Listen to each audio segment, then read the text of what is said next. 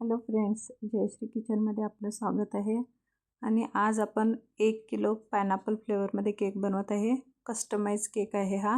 आणि हा आजचा केक आहे ना, विदाउट नोझल, एकाही नोझलचा वापर न करता बनवलेला केक आहे. आपल्याकडे नोझल नसेल तरीसुद्धा केक तयार होतो. यामध्ये मी दाखवलेलं आहे की विदाउट नोझलनी केक कसा बनवला जातो. आणि आता मी 1 के जी केकसाठी 400 ग्रॅम म्हणजेच 2 कप प्रीमिक्स यूज करून 8 इंचाच्या टीनमध्ये मी बेस 35 मिनटं बेक करून घेतलेला आहे. त्यानंतर तो पूर्ण थंड झाल्यानंतरच आयसिंगला घेतलेला आहे. त्यानंतर क्रीमसुद्धा व्यवस्थित परफेक्ट बीट करून घेतलेले आहे. त्यानंतर त्या स्पॉन्जचे 3 लेअर कटिंग करून, त्यानंतर पायनॅपल फ्लेवरचा केक आहे त्यामुळे मी पायनॅपल क्रश यूज करून 1 लेअर बनवून घेतलेला आहे. त्यानंतर सेम प्रोसेसने सेकंड लेअरसुद्धा मी ठेवून घेऊन त्याचे जे साईडचे गॅप आहेत ते क्रीमनं फिलअप करून घेत आहे. त्यानंतर सेकंड लेअरला नॉर्मल सिरप लावून पुन्हा एकदा क्रीमचा लेअर लावून घेणार आहे मी. सेम प्रोसेसने जसं फर्स्ट बेसला कसं क्रीम आणि क्रश लावून घेतलं, तसंच सेकंड लेअरलासुद्धा क्रीमचा लेअर लावून क्रशचा लेअर लावत आहे मी. त्यानंतर अशा पद्धतीनं क्रीम स्प्रेड करून त्यानंतर मी क्रश घालत आहे पायनॅपलचा, आणि तोसुद्धा स्प्रेड करून घेतलेला आहे. त्यानंतर मी तिसरा लेअर लावून तोसुद्धा सोक करून घेत आहे. ते सोक केल्यानंतर मी थोडं क्रमकोट करणार आहे केकला. क्रमकोट करून थोडं फ्रीजमध्ये ठेवलं की क्रम्स सेट होतात, त्यासाठी क्रमकोट करत आहे मी. आणि थोड्या उशिरानंतर मग आपण फायनल फिनिशिंगला केक घेणार आहोत. त्यासाठी अशा पद्धतीनं मी क्रमकोट करत आहे. क्रमकोट केल्यानंतर आपली बेससुद्धा क्लीन करायला पाहिजे. त्यासाठी मी टिश्यूचा वापर करून बेससुद्धा आपला खालचा जो केकचा बेस आहे ब्लॅक कलरचा, तोसुद्धा मी क्लीन करून घेत आहे. अशा पद्धतीनं बेससुद्धा क्लीन करून घेत आहे मी.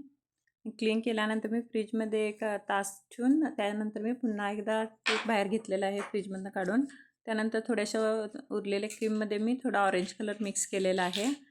त्यानंतर मी अशा पद्धतीनं स्पॅच्युलानं फास्टमध्ये स्पीडमध्ये थोडं फिरवल्यानंतर त्या क्रीममध्ये कलरसुद्धा व्यवस्थित मिक्स होतो आणि त्याच्यामुळे शाईनसुद्धा येते व्यवस्थित जास्त फेटल्यानंतर त्या स्पॅच्युलाने. त्यानंतर क्रीम अशी मी पॅलेटने यूज करून लावत आहे. म्हणजे अशा पद्धतीनं मी फिनिशिंग करत आहे. फिनिशिंग करत असताना आपल्याला जर म्हणजे कठीण वाटत असेल तर आपण पॅपिंग बॅगमध्ये थोडा छोटासा होल पाडूनसुद्धा आपण क्रीम साईडनं वरून पण लावून घेऊ शकतो. आता मला जरा सवय झाली त्यामुळे मी अशा पद्धतीने क्रीम लावून घेत आहे. तुम्हाला जर अशा पद्धतीने क्रीम नाही लावायला आली तर पॅपिंग बॅगमध्ये भरून लावू शकता तुम्ही. त्यानंतर मी अशा पद्धतीनं सिम्पल असं फिनिशिंग करत आहे. साईडहून वरून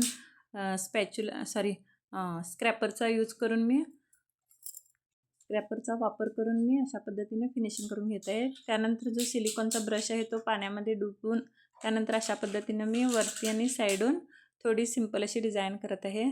आणि एक प्रकारची आपल्या केकला डिझाईन तयार झालेली आहे. त्यानंतर मी एक पायपिंग बॅगमध्ये पर्पल कलरची क्रीम फिलअप करून अशा पद्धतीचे लायनिंग काढत आहे. या लायनिंगमुळे म्हणजे हा कस्टमाइज केक आहे त्यामुळे मी अशा पद्धतीने लायनिंग पाडत आहे. आणि डॅड असं लिहित आहे मी, आणि हजबंड अशा पद्धतीनं मी लिहून घेत आहे. The best dad and the best husband अशा पद्धतीचा आपला केक रेडी झालेला आहे. आणि एकाही नोझलचा वापर न करता मी हा केक बनवलेला आहे. आणि जर तुम्हाला बॉर्डर मारायची असेल तर ह्याच पायपिंग बॅगला छोटासा होल आहे, थोडासा मोठा होल कट करून आपण बॉर्डरसुद्धा मारू शकतो. अशा पद्धतीनं आपला केक रेडी झालेला आहे. त्यानंतर स्प्रिंकलर हार्ट शेपचे मी यूज केलेले आहेत, कलरफुल असलेले ते. त्यानंतर आपला केक अशा पद्धतीनं तयार झालेला आहे. तुम्हाला आवडला असेल तर प्लीज लाईक, शेअर आणि सबस्क्राईब करा.